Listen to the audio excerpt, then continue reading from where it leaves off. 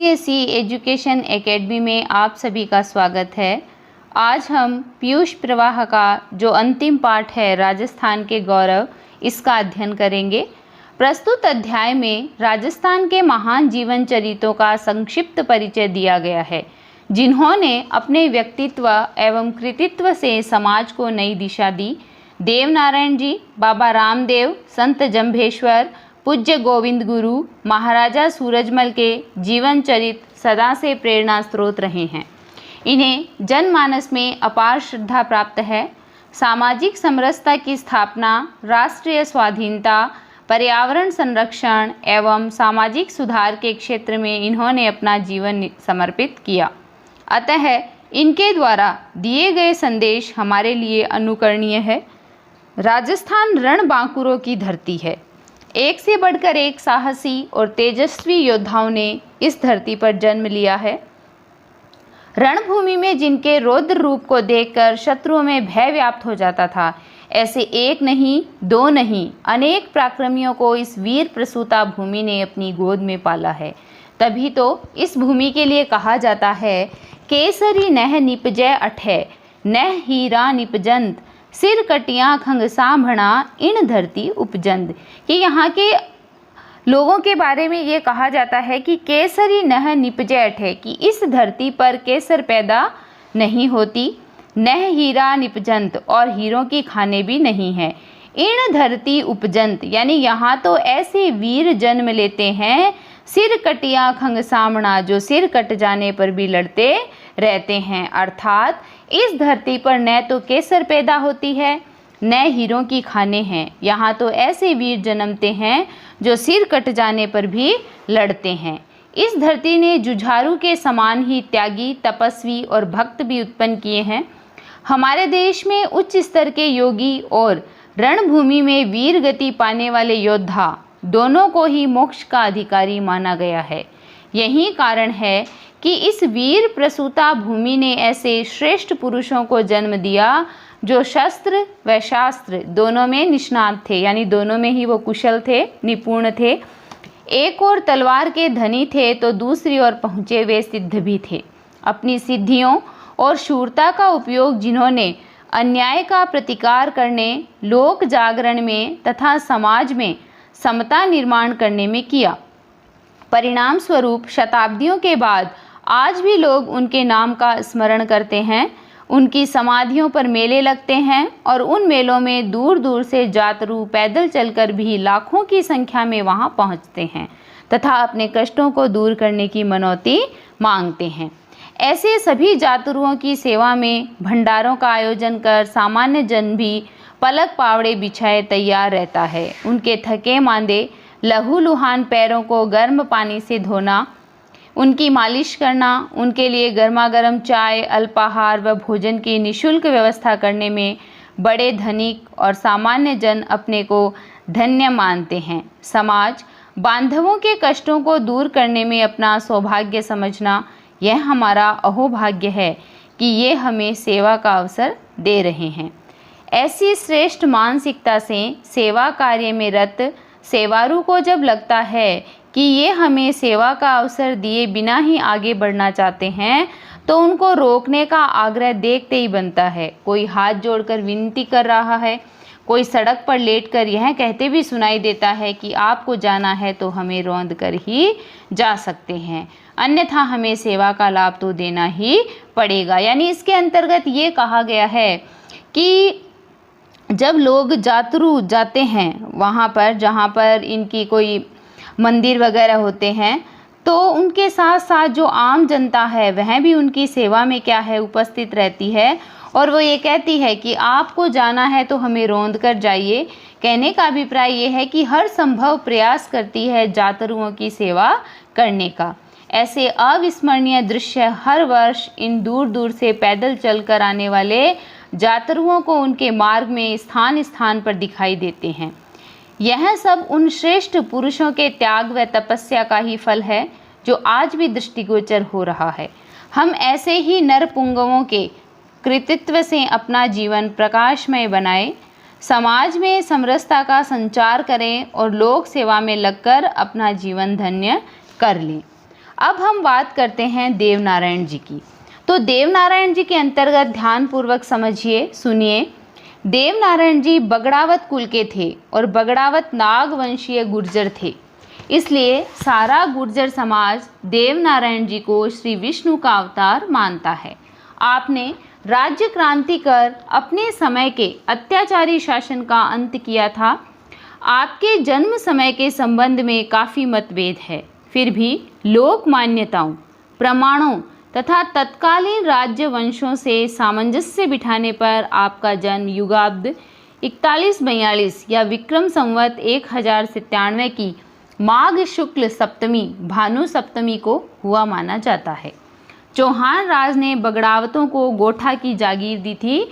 चौहान राज ने किसको, बगड़ावतों को कौन सी जागीर दी थी? गोठा की। यह जागीर वर्तमान भीलवाड़ा जिले के आसिंद से अजमेर जिले के मसूदा तक का खारी नदी के आसपास का क्षेत्र माना जाता है। राणा दुर्जन साल के अत्याचारों से बालक देवनारायण को बचाने हेतु माता सोडी खटानी इन्हें अपने पीहर देवास ले गई। यानी इनकी माता का नाम क्या था? सोडी खटानी। और वह उन्हें कहाँ लेकर चली गई थी? देवास। अब देवास ही में इनका लालन पालन होने लगा। बचपन में ही घुड़सवारी और शस्त्र संचालन सीखा और साथ ही साथ शिप्रा के किनारे सिद्धवट में वह साधना भी करने लगा। सिद्धवट के योग्य गुरुओं ने उन्हें आयुर्वेद के साथ तंत्र विद्या भी सिखाई। देखते ही देखते देवनारायण एक कुशल योद्धा के साथ साथ आयुर्वेद और तंत्र शास्त्र के भी पंडित हो गए। अब उन्हें अन्याय और अत्याचार को समाप्त कर धर्म की स्थापना का अपना जीवन लक्ष्य समझ में आ गया था। बगड़ावतों का अनन्य मित्र छोटू भाट इसी दिन की प्रतीक्षा कर रहा था। वह इन्हें गोठा ले चलने हेतु देवास आ गया। छोटू भाट माता सोढ़ी तथा कुछ अंगरक्षकों के साथ ही देवास से चल पड़े। धार में स्थित महाकाली की आराधना के समय राजा जयसिंह की बीमार पुत्री पीपल दे को अपने आयुर्वेद के ज्ञान से भला चंगा कर दिया। वहीं पीपल दे से उनका विवाह हो गया।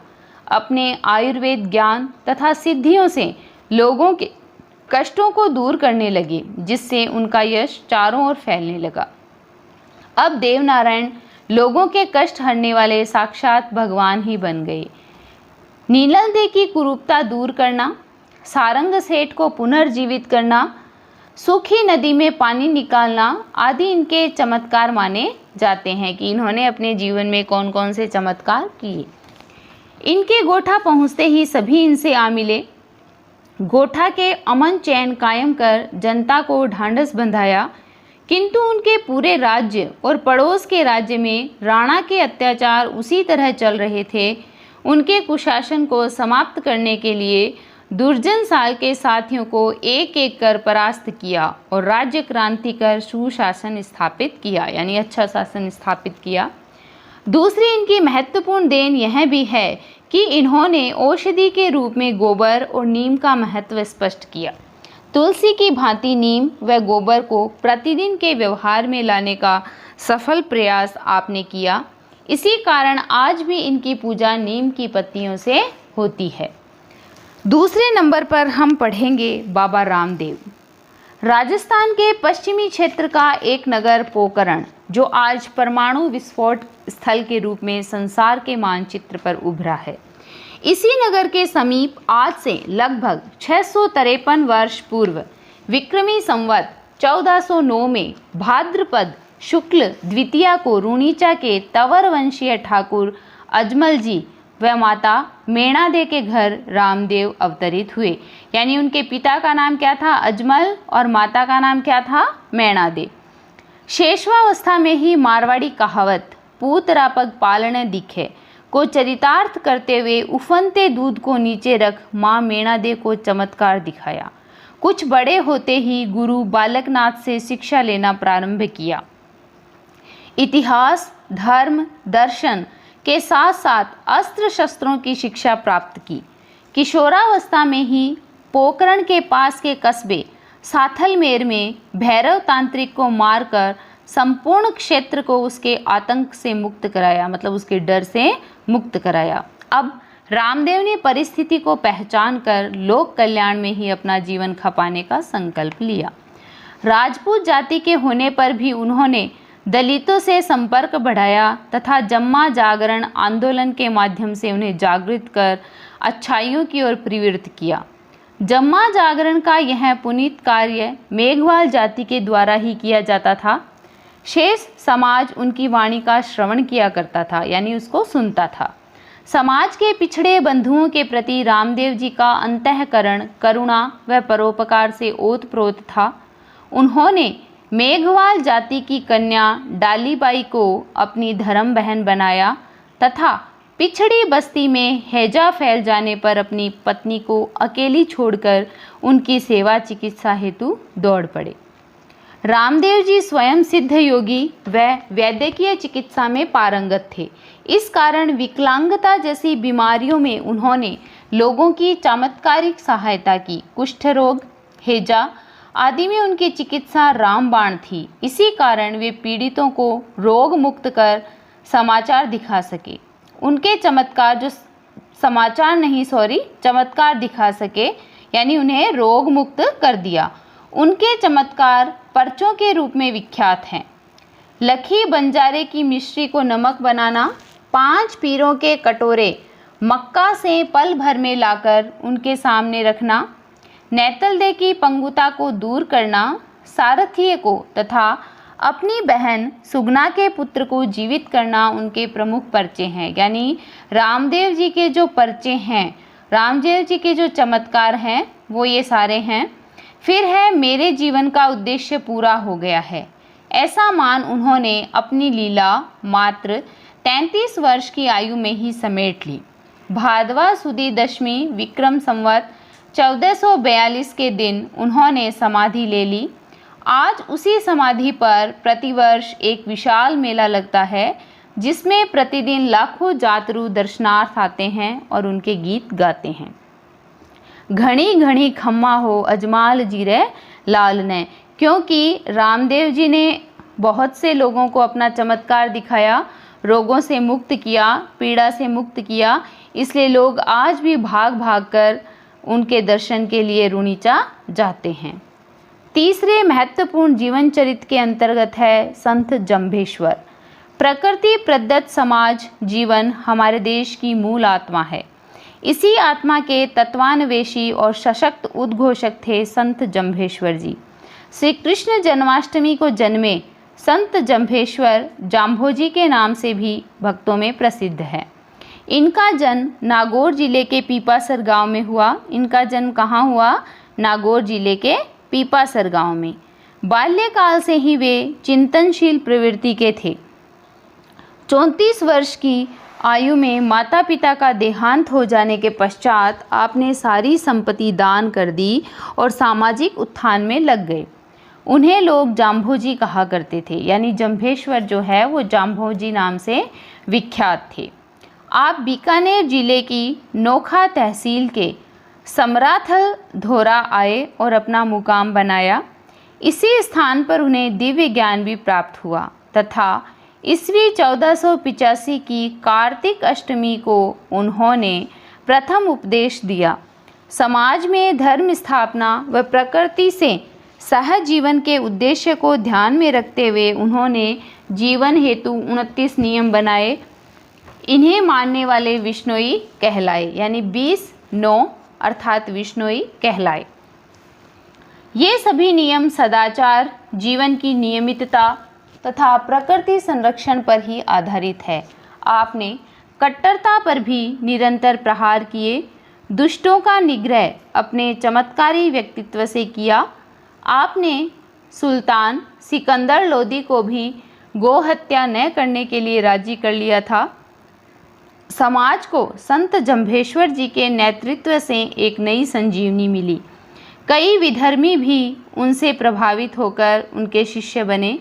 सरल व सुखी जीवन के इन नियमों के कारण लोग बड़ी संख्या में उनके अनुयायी बने। अपने विराट व्यक्तित्व के कारण वे सहज ही लोक मन के देव बन गए।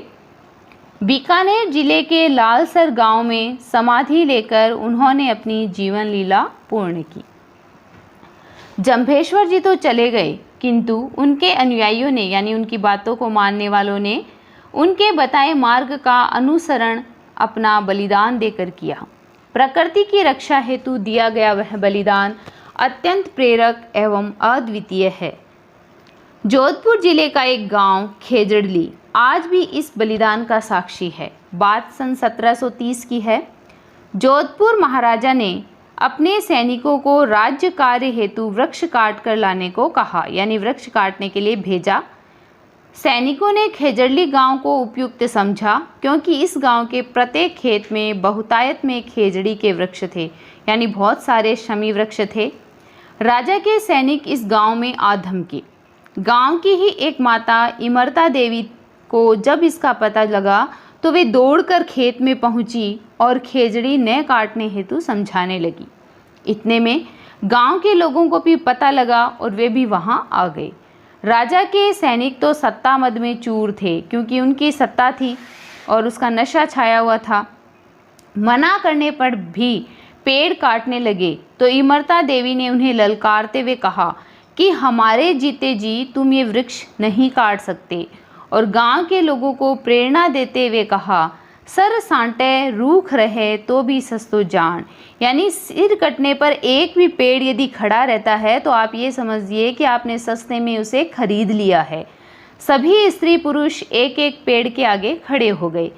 परम वीरांगना इमरता देवी, उनकी तीनों पुत्रियां अस्सी, रत्नी व भागुबाई तथा पति रामोजी ने अपना बलिदान दिया। फिर तो गांव वाले बलिदान उस खेजड़ी ग्राम में ही हुआ और एक भी गांव वाला पीछे नहीं हटा। इस प्रकार वृक्ष की रक्षा करते गए और लगभग 363 लोगों का बलिदान उस खेजड़ली गांव में हुआ। वे सभी बलिदान करने वाले जंभेश्वर जी के ही अनुयायी थे। आज भी उनकी स्मृति में प्रतिवर्ष मेला भरता है। हजारों लोग आते हैं, उन्हें अपना श्रद्धा सुमन अर्पित करते हैं तथा प्रकृति व पर्यावरण संरक्षण का संकल्प लेते हैं। यही कारण है कि विश्नोइयों के गांव में वृक्ष आज भी नहीं काटे जाते और हिरण आज भी नहीं मारे जाते, क्योंकि विश्नोई समाज के जो लोग हैं वो उनकी देखभाल करते हैं। अपना अगला जो जीवन चरित है राजस्थान के गौरव के अंतर्गत, वह है पूज्य गोविंद गुरु। राजस्थान के धुर दक्षिण में गुजरात और मध्य प्रदेश की सीमाएं जहां स्पर्श करती है, वहां एक दिव्य बलिदान का साक्षी बनकर खड़ा है मानगढ़ का विशाल पहाड़। लगभग 1 शताब्दी पूर्व इस सघन वनांचल में वनवासी बंधुओं ने एक व्यापक स्वाधीनता आंदोलन का संचालन किया था। यह अभियान इतना प्रभावी था कि अंग्रेज सरकार घबरा उठी। परिणाम स्वरूप इसे कुचलने के लिए 17 नवंबर 1913 को आयोजित राष्ट्रभक्तों के विराट सम्मेलन में अंग्रेजों ने लाखों वन बंधुओं पर अंधाधुंध गोलीबारी करके 1500 वनवासियों को मौत के घाट उतार दिया। जलियांवाला बाग हत्याकांड से भी भीषण और उससे भी पहले हुआ यह बलिदान आज भी वनवासियों के गीतों व कथाओं में रचा बसा है। मानगढ़ के इस पहाड़ पर आज भी चढ़ते हैं तो रोमांच हो जाता है। ऐसे विराट स्वाधीनता आंदोलन का नेतृत्व करने वाले महापुरुष थे पूज्य गोविंद गुरु। डूंगरपुर जिले के बांसिया गांव में 20 दिसंबर 1858 को एक बंजारा परिवार में जन्मे गोविंद को बचपन में संस्कार मिले गांव के शिव मंदिर के पुजारी से। परिवार की घुमंतु जीवन शैली ने दुनिया देखने का अवसर दिया और निर्णायक मोड़ आया। 1880 में स्वामी दयानंद सरस्वती के साथ 3 महीने तक उदयपुर में रहने से लाखों वनवासी बंधु अशिक्षा, बेकारी, भूख, अकाल, बीमारियों, व्यसनों तथा अंधविश्वासों के साथ साथ सामंती और अंग्रेजी सरकार के अत्याचारों को सह रहे थे। ऐसे पीड़ित समाज को सुधारने का बीड़ा उठाया गोविंद ने। संप सभा नामक सामाजिक संगठन की स्थापना के साथ ही प्रारंभ हुआ गांव में हवन कुंडों की स्थापना का कार्य। गोविंद ने स्वच्छता, भजन सत्संग, बच्चों की शिक्षा, मेहनत करना, चोरी न करना, मद्यपान सेवन नहीं करना, आपसी विवाद नहीं करना, बेगार नहीं करना और इसी के साथ विदेशी का बहिष्कार तथा स्वधर्म में दृढ़ रहने आदि के भाव स्थापित किए। समाज सुधार की बात गांव-गांव में चली तो गोविंद हो गया अब गोविंद गुरु। लाखों अनुयायी बनने लगे, कंठी धारण करने लगे और समवेत स्वर में लाखों कंठों से गुंजायमान होने लगा यह गीत, भुरोटिया नी मानू रे नी मानू, यानी अंग्रेज मैं तुम्हें कभी स्वीकार नहीं करूँगा। सन 1903 से प्रतिवर्ष मार्गशीर्ष पूर्णिमा पर संप सभा का वार्षिक सम्मेलन मानगढ़ के विशाल पहाड़ पर होने लगा। इसमें लाखों लोग जुटते थे। स्थानीय सामिन जागीरदार तो पहले से ही नाराज थे, ऊपर से उनके शत्रुओं ने भी कान भरने शुरू किए, जिसका परिणाम हुआ सन 1913 का मानगढ़ हत्याकांड। कर्नल शटल के एक आदेश से भक्तों पर गोलियां बरसाई जाने लगी। लगभग आधा घंटा यह विभत्स तांडव चलता रहा और जब तक बंदूकें थमी तब तक भारत माता के 1500 से अधिक पुत्र पुत्रियां अपने प्राणों की आहुतियां दे चुके थे, यानी 1500 लोगों ने वीरगति को प्राप्त कर लिया था। गुरु के पांव में भी गोली लगी थी, उन्हें गिरफ्तार कर लिया गया। गोविंद गुरु को अदालत ने फांसी की सज़ा सुनाई। बाद में उसे काला पानी में और फिर आजीवन कारावास में बदल दिया गया। अहमदाबाद की सेंट्रल जेल में उन्हें रखा गया। विश्व युद्ध में अंग्रेज़ों की विजय के फलस्वरूप श्रेष्ठ आचरण के आधार पर इन्हें भी सशर्त मुक्त किया गया। गुरु अब 60 वर्ष के हो चले थे। गुजरात में पंचमहाल में कंबोई नामक स्थान पर जीवन का अंतिम समय बीता। 30 अक्टूबर 1931 को यहीं से उन्होंने स्वर्ग प्रस्थान किया। आज भी हर मार्गशीर्ष पूर्णिमा पर हजारों लोग उस पहाड़ पर आते हैं, धूनी में नारियल अर्पित करते हैं और वहाँ की माटी को मस्तक से लगाते हैं। अब हम अंतिम जीवन चरित्र पढ़ते हैं राजस्थान के गौरव का। वह है महाराजा सूरजमल। हमारे देश से यवनों की सत्ता को सर्वदा के लिए समाप्त करने में महत्वपूर्ण भूमिका निभाने वाले प्रतापी महाराजा सूरजमल का जन्म राव राजा बदन सिंह के पुत्र के रूप में श्री रानी देवकी की कोख से 13 फरवरी सन 1707 ईस्वी में अपने ननिहाल कामर में हुआ। जन्म से ही सूरजमल की तेजस्विता से सभी प्रभावित थे। युवावस्था तक आते आते वे सुदृढ़ शरीर के साहसी योद्धा हो गए। इसी के साथ कूटनीति के खेल में भी वे निष्णात हो गए। राजा बदन सिंह के पुत्रों में वे सबसे बड़े पुत्र थे। गुणों में भी क्या थे? श्रेष्ठ थे, क्योंकि पारंगत थे तो श्रेष्ठ तो होंगे। कूटनीति में भी, गुणों में भी श्रेष्ठ थे, अतः युवराज उन्हें ही बनाया गया। सन 1731 में इन्होंने मेवात के दावर जंग को धूल चटा दी। नवंबर 1745 में इन्होंने अलीगढ़ के नवाब और मुगल बादशाह से युद्ध किया। दोनों पक्ष सूरजमल की सहायता पा लेने को उत्सुक थे। सन 1750 में दिल्ली के बादशाह के मीर बख्शी सलावत खां ने सूरजमल पर आक्रमण कर दिया। नारनौल के पास रात के अंधेरे में सलावत खां की छावनी पर सिंह झपट्टा मारकर सूरजमल ने उसे आत्मसमर्पण के लिए मजबूर कर दिया। संधि में जो शर्तें तय हुई वे युवराज सूरजमल की राष्ट्र भावना का परिचायक है। इनमें 2 शर्तें इस प्रकार है। पहली, मुगल सेना पीपल के वृक्ष नहीं काटेगी। दूसरी, मंदिरों का अपमान नहीं किया जाएगा, न ही किसी देवालय को क्षति पहुंचाई जाएगी। राज बदन सिंह के निधन के बाद 9 जून 1756 ईस्वी को सूरजमल विधि पूर्वक क्या हुआ? विधिवत भरतपुर राज्य के राजा बने। इसके 6 माह बाद भी अहमद शाह अब्दाली भारत में घुस आया। दिल्ली के बादशाह ने बिना लड़े ही आत्मसमर्पण कर दिया। दिल्ली फतह कर अब्दाली ने सूरजमल को दबाने का विचार किया। महाराजा सूरजमल ने अब्दाली को समझौता वार्ताओं में उलझाने की रणनीति अपनाई। इसी समय भरतपुर नरेश ने वह ऐतिहासिक पत्र लिखा जिसमें उन्होंने अब्दाली का मनोबल तोड़ने की कोशिश की तथा उसे मनौती भी दी। पत्र पढ़ने के बाद उसे डीग, कुम्हेर और भरतपुर के सुदृढ़ किलों की ओर बढ़ने की हिम्मत ही नहीं हुई।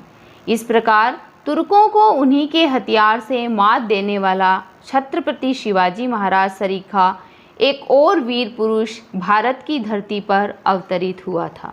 दिल्ली से मुगलों को पूरी तरह हटा देने का जिम्मा जब महाराजा सूरजमल पर आया तो पहले उन्होंने आगरा से मुगल सत्ता समाप्त कर किले पर अधिकार कर लिया। कुछ ही समय में उन्होंने दक्षिण में चंबल तक के क्षेत्र पर विजय पताका फहराई। पूर्व दिशा में हरियाणा का पूरा क्षेत्र भी उनके अधिकार में आ चुका था। अलीगढ़, हापुड़ तथा गढ़मुक्तेश्वर तक अपने प्रभाव का विस्तार कर लिया था। आगरा में मुगल आक्रमणकारियों के सभी निशान हटाते हुए महाराजा ने पूरे दुर्ग को दूध व यमुना जल से धुलवाया। उसके बाद शास्त्रोक्त विधि से हवन कर आगरा नगरी को यवनों के दुष्प्रभाव से मुक्त किया। पेशवा के असामयिक निधन के बाद अब स्वयं महाराजा सूरजमल ने दिल्ली को मुगलों से पूरी तरह मुक्त करने का निश्चय किया। उन्होंने तीन तरफ से दिल्ली को घेर कर गोलाबारी शुरू कर दी। रुहेले भरतपुर के वीरों की मार से लगातार पीछे हटते जा रहे थे। ऐसे समय महाराजा हिंडन नदी के एक नाले को पार करने आगे बढ़े, तभी वहां छिपे बैठे रुहेले बंदूकचियों ने जबरदस्त गोलाबारी शुरू कर दी। अचानक हुए हमले से सैनिक संभलते तब तक महाराजा सूरजमल के प्राणघातक चोट लग चुकी थी। रविवार 25 दिसंबर 1763 ईस्वी के दिन सायंकाल लगभग 5 बजे महाराजा सूरजमल का निधन हो गया। आज हमने इसके अंतर्गत जो महत्वपूर्ण जीवन चरित्र है, राजस्थान के जो गौरव हैं, उनका अध्ययन किया है कि वो किस प्रकार हमारे समाज के अंतर्गत लोगों की देखभाल करते थे, उनको तरह तरह के चमत्कार दिखाते थे जिनके कारण आज भी लोग उनको याद रखते हैं। आज हमारे कक्षा 12 की जो हिंदी अनिवार्य है उसका कोर्स पूर्ण हो चुका है। कल से हम कक्षा 10 के जो कोर्स है हिंदी का उसके वीडियो डालेंगे और अब तक जो मैंने पढ़ाया है उसको आप ध्यानपूर्वक पढ़िए। मेरी वीडियो को लाइक कीजिए, शेयर कीजिए, सब्सक्राइब कीजिए, बेल आइकन दबाना मत भूलिए। कल हम अपने नए वीडियो के साथ नई क्लास में उपस्थित होंगे। तब तक के लिए धन्यवाद।